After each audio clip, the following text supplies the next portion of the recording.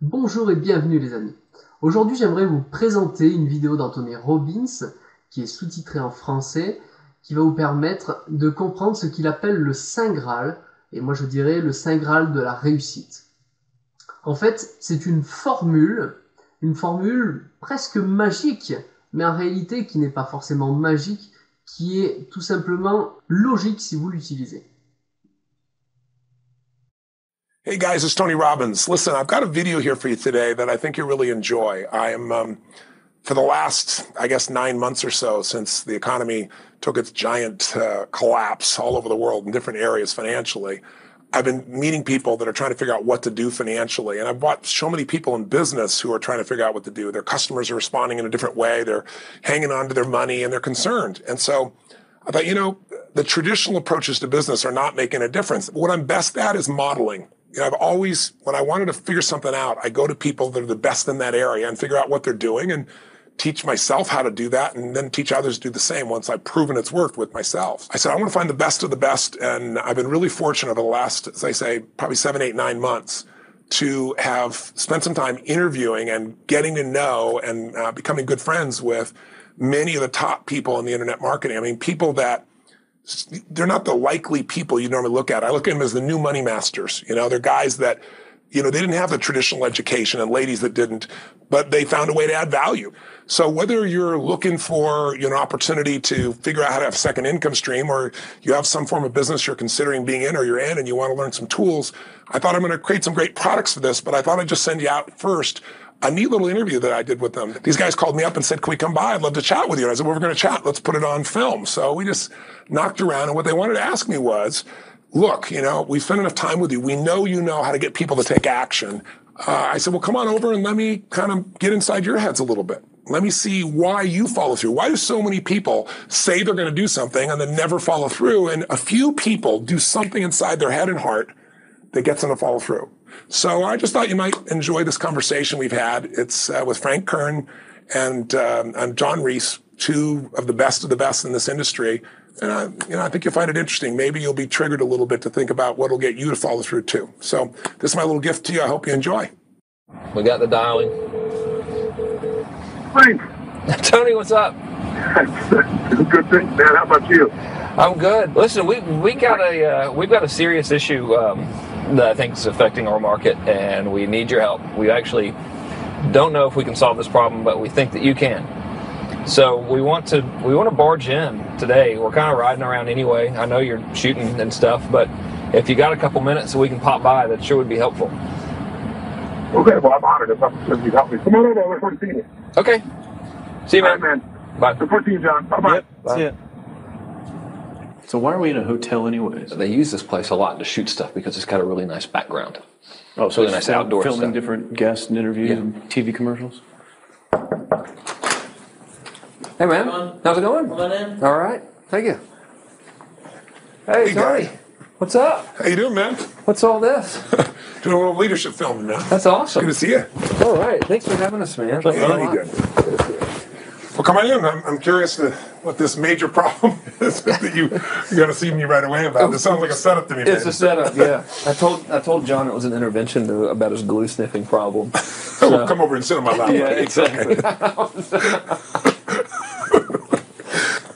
So we were doing some talking, and the big problem in our industry, we think, is a bit of a mystery. No one has the exact answer. We were actually talking about trying to figure it out, that so many people in our market get these courses that him and I both, for our own respective businesses, spend hours and hours of time recording these building these education products, these training products to show people how to grow a business or build a business.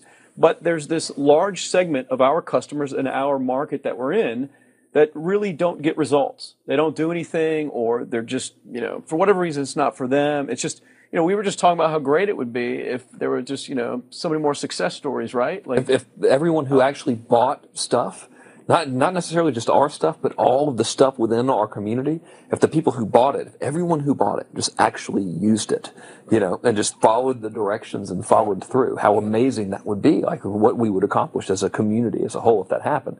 So our challenge is, what needs to happen, what kind of shifts need to happen to get people to follow through, to get people to actually use the products?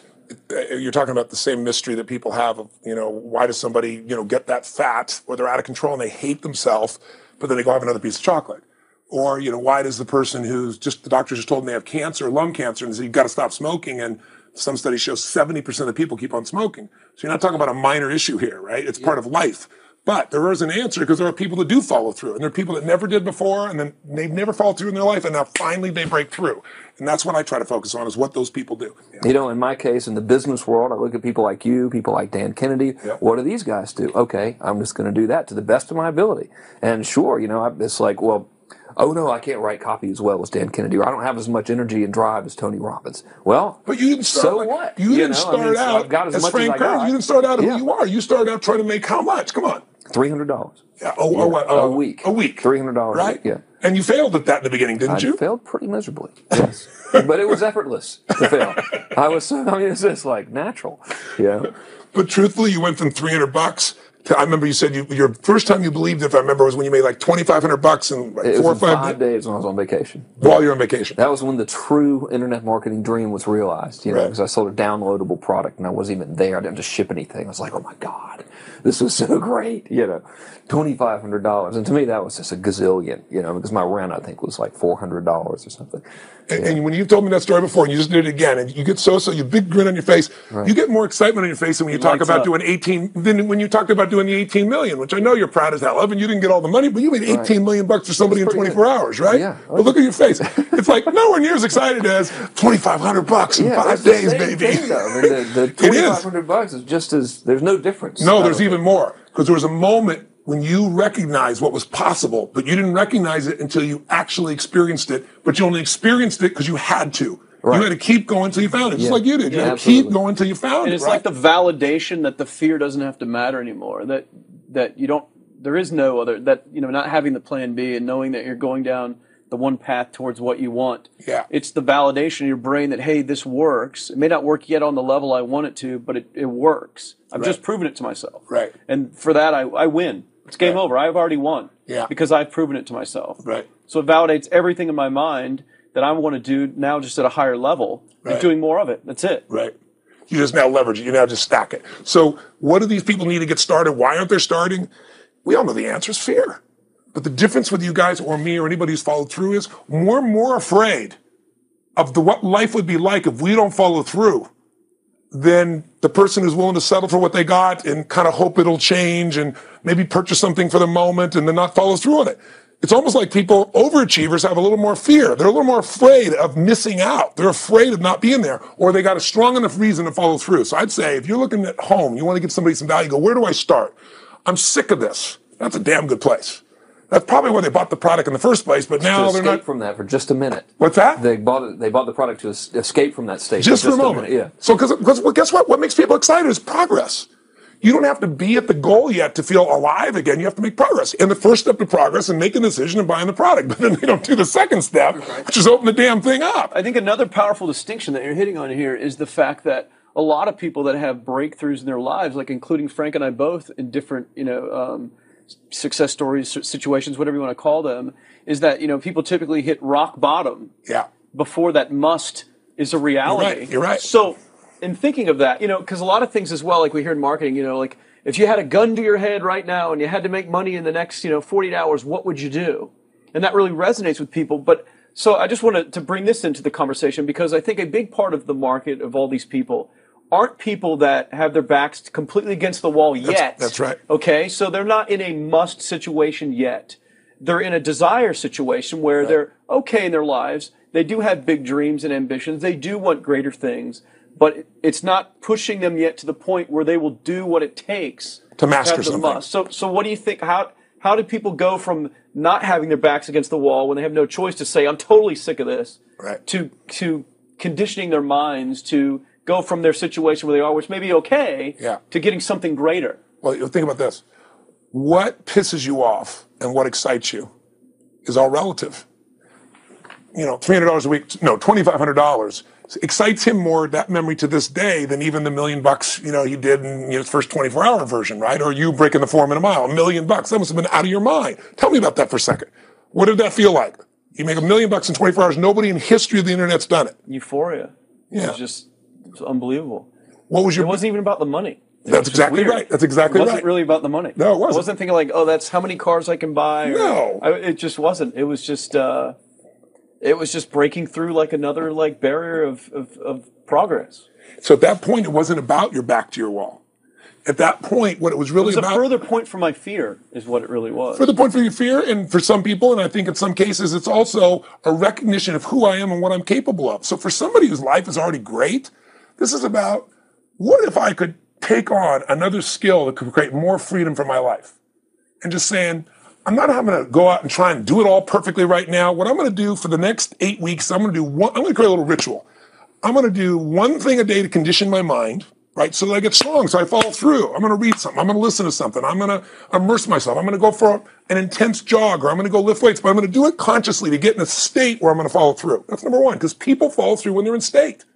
Second, I'm going to get clear about why this is a must for me. It's not because my back's against the wall, but because I want to master an area of life that could create some freedom. I'm not going to master it overnight, but I got the system. I got the plan. I'm going to do one thing a day. I'm going to work on one subject a week. This week's going to be about figuring out what the right product or industry is. Next week's going to be basics of building traffic. And each week I'm going to make a little progress, and I'm going to get to a goal, whatever that is. I'm going to make $1,000, my $300 in a week. I'm going to get to my $2,500. That first $2,500 is the most excited. Unbelievable. The first $300. I remember it's the most life-changing, too. It is the most life-changing. I remember I was supposed to be a truck driver, making $24,000 a year because I'd be making the most anybody in my family had ever made. How'd that work out for you? Yeah, real well. Thank God I'm not driving a truck, right? I think you could pull the truck. I figured out I could pull it with my finger, man. I could do it with my teeth. I could pull it with my teeth, right? 36 grand a year was the goal. If I could make 3 grand in a month. When I did that, was out of my mind. And then it was like, could I make 10 grand a month? Then it was 10 grand in a day, then 100 grand a day. Then could I make $1 million in a day? I had a day where I made $400 million in a day. The stock value of the company I took public, my personal stock. But it was probably after I did it, though, so it doesn't really count. I'm just joking with it. You're right. People don't remember who's first, Tony. 400 million, $1 million. Yeah, who cares? Who cares? No, I'm not saying that's amazing, though. I'm not saying no, brag. It's because they told me when I was on stage, I had this audience of about 15,000 people at the Continental Center. It was during a stretch break. I was doing what I loved, rocking the house. Everybody's going crazy. And they go, the stock's worth $400 million right now. I was like, wow, that's cool. It's like, okay, I don't want to sound stupid. It's like, what's next? And I went right back to what I loved. Once you break through, then it just becomes a game. The people that are getting your products have not yet broken through in most cases. The breakthrough happens by conditioning your mind every day, by feeding it a role model or a story. It's putting yourself in a peak state where you follow through by getting physically strong. It's creating a little ritual of doing a little bit each day, and then you get momentum. But the most important thing of all is what we started out with. Why? Absolutely. Why is it a must for you? It doesn't have to be you're against the wall, but it has to be something you're hungry for, because the only difference in people is hunger. And if you're not hungry, get around people that are hungry and something will hit you. You watch a conversation, you get around people that are doing better, and all of a sudden you start going, my life sucks. I remember I went to a guy in LA. It's one of the most multi-billionaire guy, I'll never forget. And I lived in the Del Mar Castle, and I was really proud. That was like the symbol of me having taken myself from being poor to providing for my family this great place. It's built from castles in Europe overlooking the ocean, not far from you. And I went to this guy's house. He's a billionaire. He took me down to his wine cellar. I don't even drink wine. Went to this whole thing. At the end of the night, I was depressed. I lived in the Del Mar tenement, as far as I was concerned. I really was. I was like, I live in a crappy place, and all my standards changed. All of a sudden, I wasn't willing to settle for living that. All of a sudden, my back was to the wall in a different way, because as a man, I knew I was capable of more. So people can change their standard by getting around where it's better. People can change their standard by getting associated what's true, like the bills they got to solve, the problems they got to do it. Or they can do it because they're excited, because it's something new they want to take on. Everyone's different, but they got to find the why, and they got to come up with some daily rituals to get them going, and just do a step at a time. That's where you get momentum. Awesome. That is awesome. So, think about what's the holy grail between somebody taking action or not. It's one word: certainty.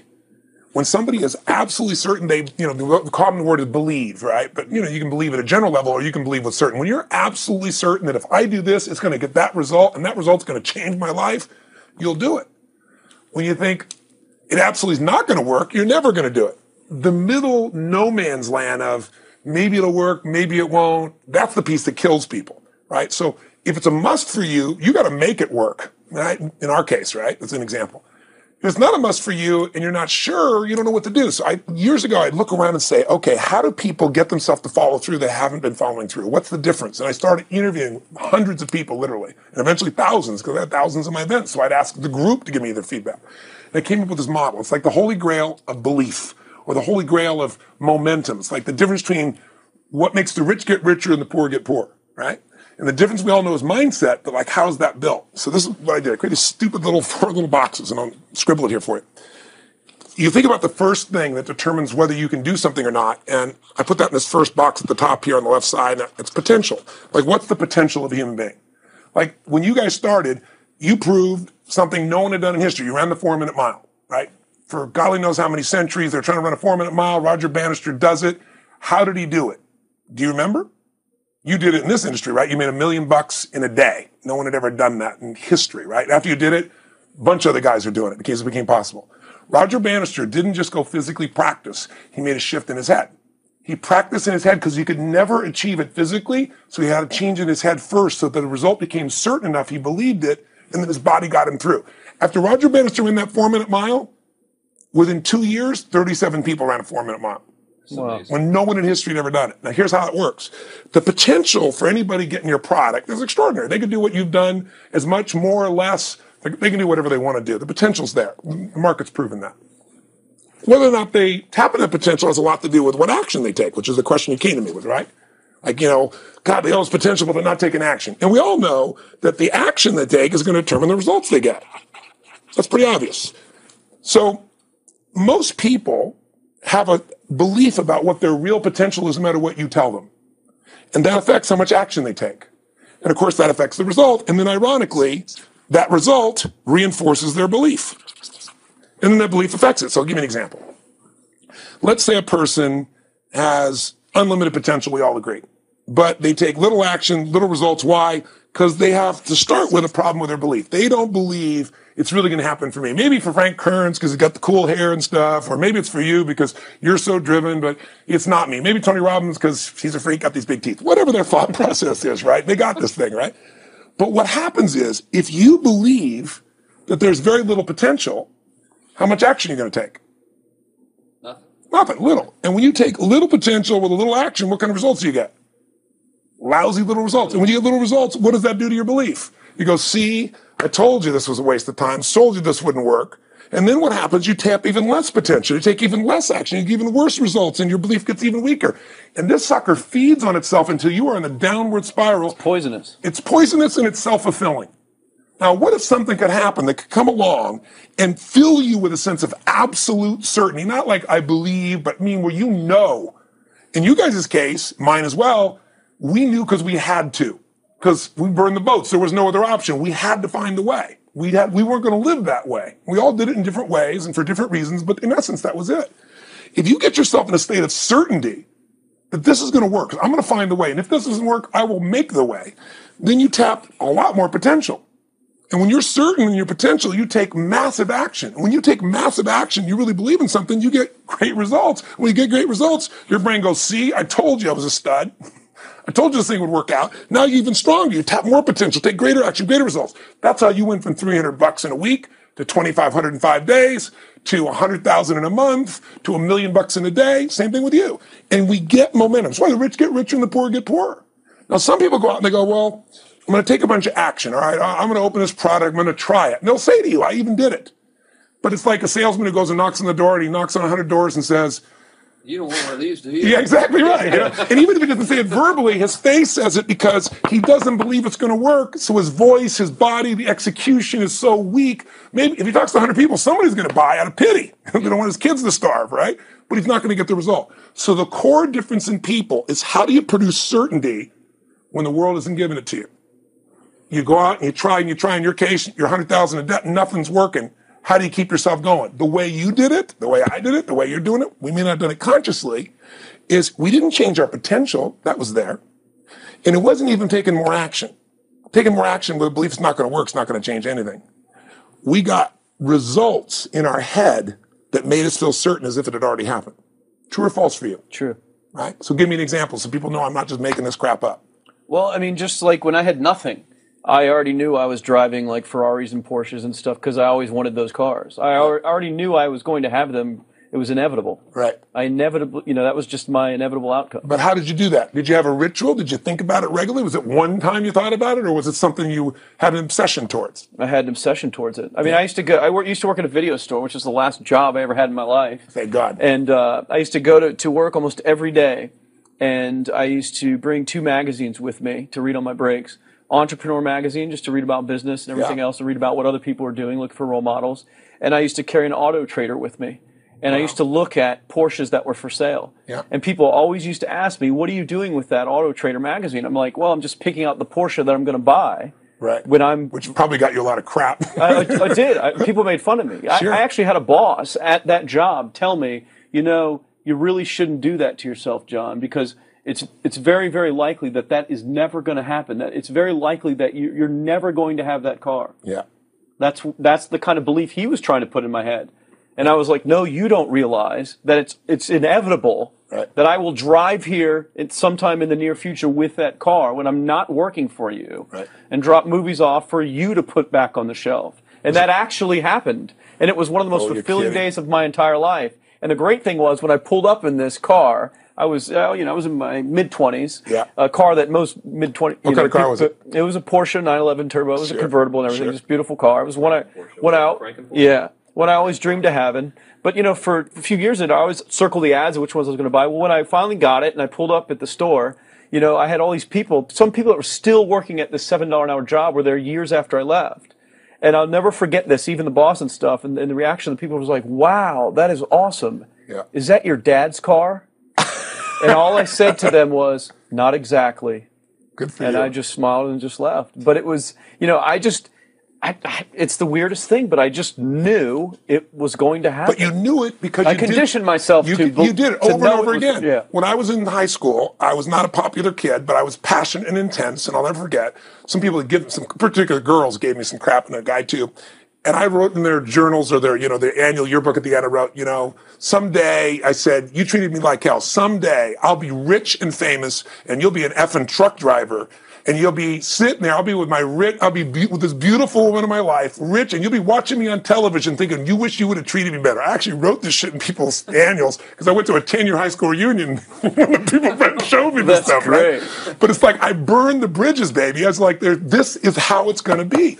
So I'll give you a perfect example of this. They did studies, many have been done at this element, where they want to say, how much does the mind affect performance? So take basketball. And I've worked with a lot of NBA players and turned them around, and one of the problems many of them have is they'll choke on the free throw line. Well, everybody knows in that case, if you normally shoot really well and now you're not, something's interfering. Something's getting in front of your state, some uncertainty, right? Obviously. So they take a group and say, we're going to make them better. How do you make somebody better who has got this mental block? So they take a group of guys and they're going to do free throws, and they do one group where they just practice for 6 weeks. Totally intense practice, and I forget the number of free throws, but they got to do this many free throws every day. Take a second group, and they have them not practice at all. Obvious. And they take a third group and they don't let them touch a basketball. All they do is have them practice in their mind, but the key is, it's not practice makes perfect, it's perfect practice makes perfect, as corny as that sounds. So these guys see themselves making the shot every single time, conditioning their mind and body that it's perfect every time. They're not interrupted by a reality that would screw with them. So at the end of 6 weeks, they tally it up, and now they give them a test to see who has the highest free throw percentage, success. What do you guess it's going to be? Well, the obvious person says, obviously, it's not the guys that didn't practice, but which one is it? The mind, or is it the ones that actually practice? I'm assuming the mind. Yeah, you would assume it because it's true. Right. You intuitively know the truth. That practicing's not enough. It's getting yourself so certain so many times that now when you go to do it, there's no hesitancy and you execute. It's having that absolute certainty that makes you tap your full potential, take massive action, get massive results, be reinforced to having stronger belief. This is what makes somebody a star at anything. It's like Jack Nicklaus, the golfer. Yes. He visualized every shot and where it was going, landing right where he wanted it before he ever hit it. Every single time. And what do most golfers do? Every single time. They just take a practice swing and they kind of hope for the best and point in the right direction and hit it. And some of them, if they've had some bad hits, what are they really focusing on? What I don't want to do. Exactly. Exactly. And that's the same thing here. So I'll show you a little stupid little physical technique for this. So stand up for a second. You guys going to do this with the camera show? So try this for a second. So just put your feet together. and then put your right index finger straight out in front of you like this, okay? And all I want you to do is I want you to just turn clockwise comfortably as far as you normally turn. Just notice where you naturally stop. Go ahead and turn clockwise. People at home can do this too. Keep your feet straight. Notice where you stop. Come back around to me. Back around to me. Pretty good. Okay, good. Yeah, you're really good at this, right? Drop your hand. Now let's do something really simple. Close your eyes. And you don't even have to visualize, just feel. I want you to imagine your finger coming back up again. And this time, see and feel it coming up. Don't actually make it happen, but feel like it's happening. Imagine in your mind that you're actually doing it. You're seeing it, you're feeling it. And then make it like a game where you turn twice as far this time. Like you're a little kid, you know, somebody measures you and you go, I'm taller, come on, measure me this week. That desire to do a little further. And then in your mind, do it again. Your feet are straight together, and in your mind, feel your finger coming up, see it coming up, and imagine going 3 times as far this time. And then one more time, bring your finger up, and you're like an owl. Your feet are straight, and you turn all the way around, and it comes all the way around to the front. See it and feel it and enjoy it each time, like it's a game, like you can't wait to go further. And you know you do, every time. And then when you can feel that, and it feels good, then open your eyes, and now put your finger straight in front of you, and turn as far as you can comfortably, and see what happens this time. Go. Break my back. Now notice, I don't know if the camera's got it, but you don't have to ask the camera. You can ask yourselves. Come back around. Did you go further this time, yes or no? A lot further. A lot further. 50% further. 50% further. How much further for you? About the same. Yeah. The average person will go 25% further. Now here's the question. Or superior. Or superior pointer. There you go. Your right finger pointer. Thank God. Yeah. So, did you have the potential to turn as far as you did the second time, the first time? Yes. Why didn't you? I didn't believe it, I guess. We have beliefs about stuff we don't even know we have beliefs. You have an unconscious belief about how far you can turn comfortably. The first time I did it, when I pointed straight back, yeah, I thought I probably shouldn't even go that far, like it was going to hurt me, or that I wasn't capable of going any farther. It's like, and how much further did you go this time? And the camera knows it over there. That's exactly right. Now here's the difference. The potential was there the first time, and you took action, and you got a result. But it was 50% less than what you did later on. And the only difference is they changed your belief. How did I change your belief? We didn't work harder on your potential. We didn't take more action. I got you to see the result in advance. I got you to see it vividly 2 or 3 times. That's all. Of going further, and then your brain went, oh, I know what to do. Boom, it went there. Isn't that what you did by looking at your cars every single day and envisioning it?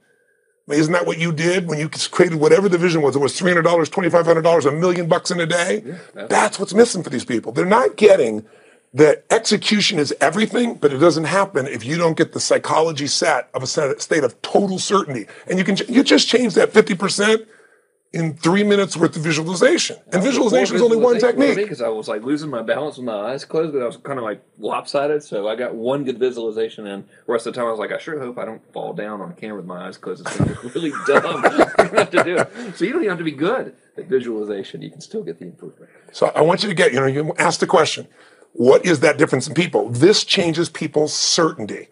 People are uncertain they're going to succeed. They want it, but they're afraid.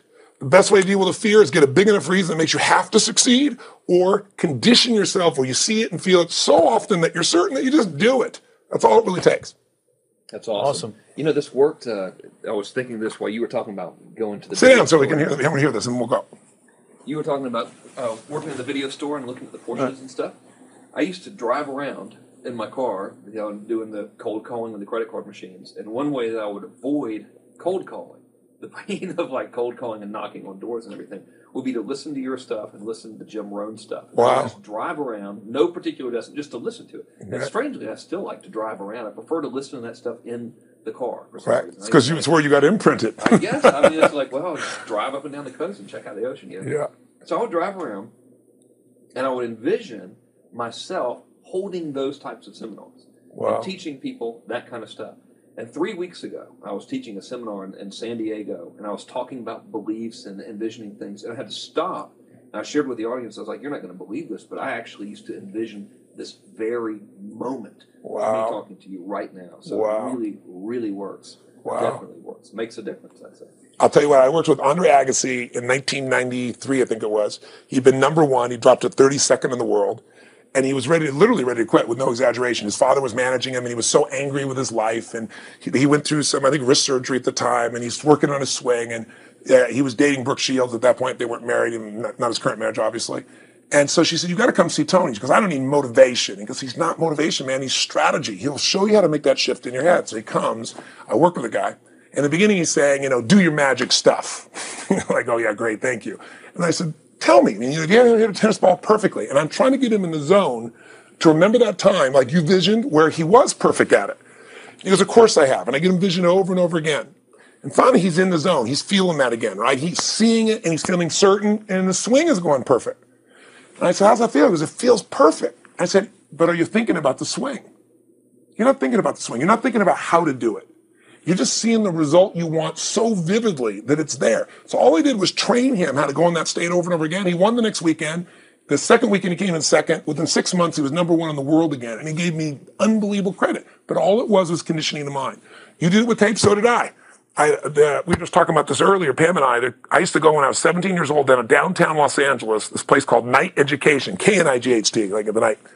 And I'd save up all my money, work as a janitor, and I would get these tapes and listen to these things over and over and over again. I went there for years, and I didn't have enough money, and I leveraged everything I had, but I knew how to train my mind. It's the one thing I knew how to do. This man's name was Mario. I saw him in his 80s.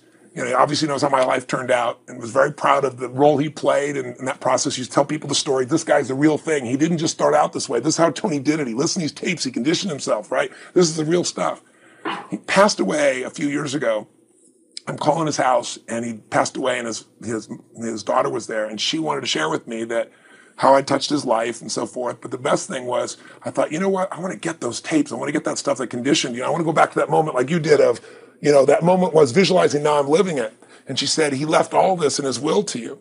So I have all these tapes now that are from the time when I originally went through, and I'd go to sleep and I had these sleep tapes that conditioned my mind to believe that I could succeed even when I was sleeping, or to build energy in my body.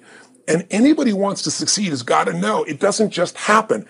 You can buy a product, but you also, with that product, have got to condition yourself. You got to make it a must, and you got to get a ritual. And if you do it, whatever you used to dream about you thought was so huge, you'll just live it. You'll live it like you lived this yesterday. Like we're all living the life that we envision because we had to, and because we played this game with our head. We got the belief to be real by seeing it enough times and feel it enough times till our brain believed it, and then it made it happen. Which raised the potential, which made us take more action, which got us better results, which raised our beliefs again. That's right. And then that's why the rich get richer and the poor get poorer. So instead of bitching about it, change it.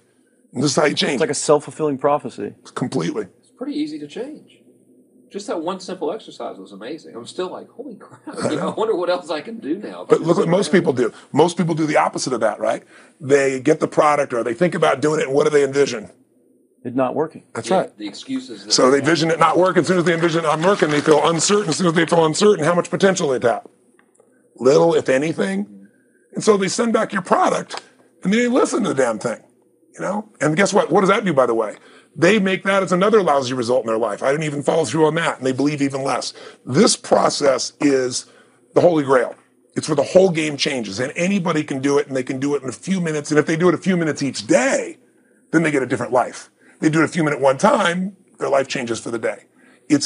We're defined by our rituals.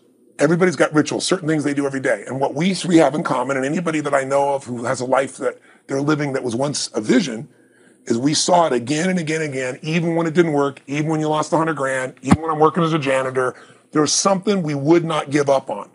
And if somebody watching wants to change their life, they got to decide what they won't give up on and then put themselves in the state at momentum by a couple little rituals. That's all it takes. And I think especially when it comes to anything related to making money, like making money products or promises or courses, people are so inundated with scams and all this garbage, true garbage, that, their natural thinking is that they're so skeptical.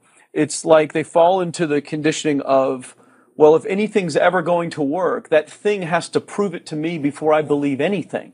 So when they go to approach the thing to make more money with, they're like, well, I'm starting at zero, and this thing has to prove to me that it has any potential at all before I believe that it will. Don't you agree with that's the case? Unfortunately, it's the case, but here's the truth. When somebody says to me, in my business, even more, because a lot of people think I'm a motivator. I hate that term. That's never been what I've done. I do believe in energy, and I'm passionate. They see 10,000 people in a room rocking, they go, oh, he's motivating them. I believe in peak state. You get a top athlete, you get in a concert, and you get in state, right? The problem is, to defend themselves so they won't be disappointed again, they lower their expectations. So someone will say to me, well, I'm skeptical or I'm pessimistic. And my response to them is, no, man, you're gutless. It takes no guts to be skeptical. You don't have to have any capacity to be a critic. And now with the web, you don't even have to own that you're the one being the critic. Eh? You can burn somebody and, anonymously, right? I said, you know what? It takes guts to believe.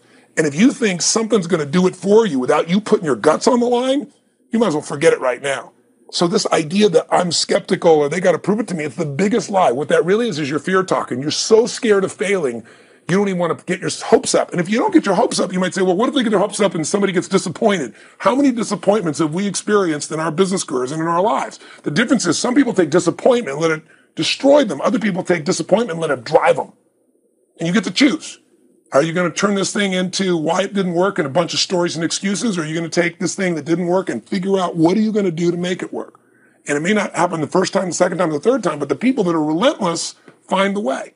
And it's the common denominator in all these guys that are kind of our friends or family, money masters, the new money masters is they all did it with will. Nobody here inherited this stuff.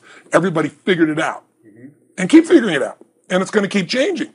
And you say, you know what? 1% of 99% of the money being made is being made by 1% of the people because only 1% of the people will condition their mind and condition their body and follow through some daily rituals. The rest will tell a story about why it didn't work, how it wasn't their fault. And you got two things in life. You got results or you got a story, And too many people think that 1% is somehow entitled to it and they're not, which is, it's just all in the head. It's all in their belief. It's all in the head, which can be changed with some conditioning. Basic conditioning. You just proved it. Yeah. To us. That's fun. That's why I made Get the Edge and Personal Powers, because I understood that from the very beginning. Originally it was 30 days, and years later people would say, I've heard all the great results and everything else, man, but, I don't have 30 days. And I'd be behind the glass, focus group, watching these people want to shake them like, you don't have 30 days to change your life, I thought, okay, I'll make it 7 days.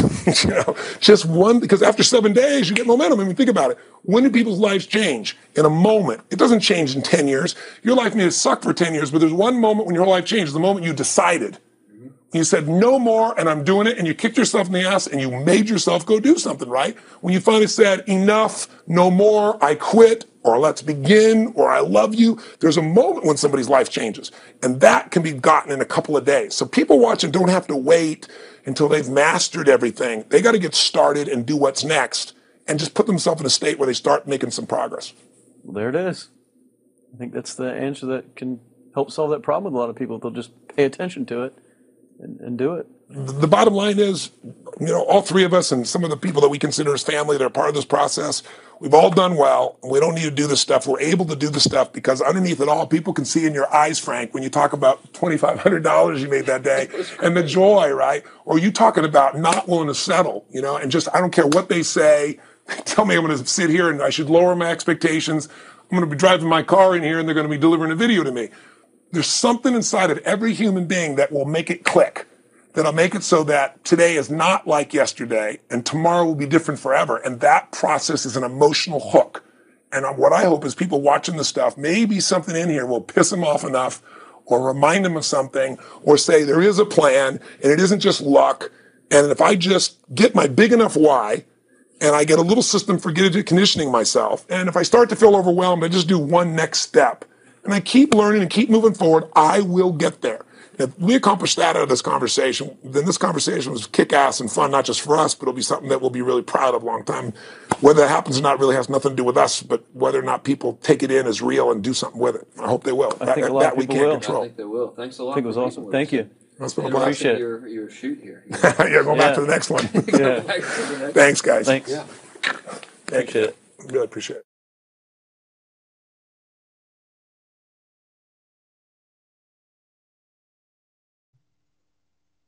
Alors, comment avez-vous trouvé cette vidéo? Je vous invite à partager avec nous ce que vous avez ressenti, ce que vous avez compris de cette vidéo juste en dessous. Je vous invite à commenter tout de suite. À très bientôt.